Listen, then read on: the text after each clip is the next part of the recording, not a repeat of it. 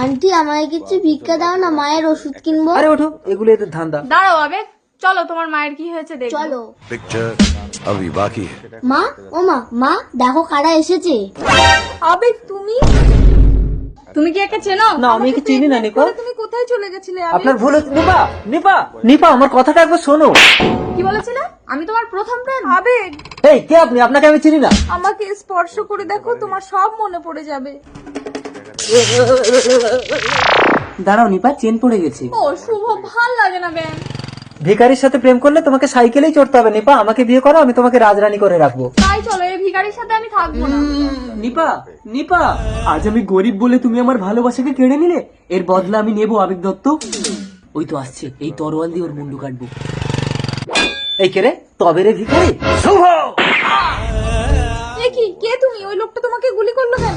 আমি আবার জন্ম নিয়ে প্রতিশোধ নেব আবেগ দত্ত। এ কি, এ তো মরে গেল। আবেগ দত্ত, আমি ছদ্মবেশ নিয়ে তোমার সাথে সম্পর্ক করে একে পুনর্জন্ম দেব, তারপর প্রতিশোধের পালা।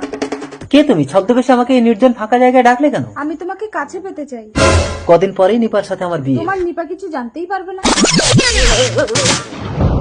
এই, তার মানে তুই সেই ভিখারি শুভ, আমার নিপার ভালোবাসা তুই পুনর্জন্ম নিয়ে আমার এইভাবে ক্ষতি করলি।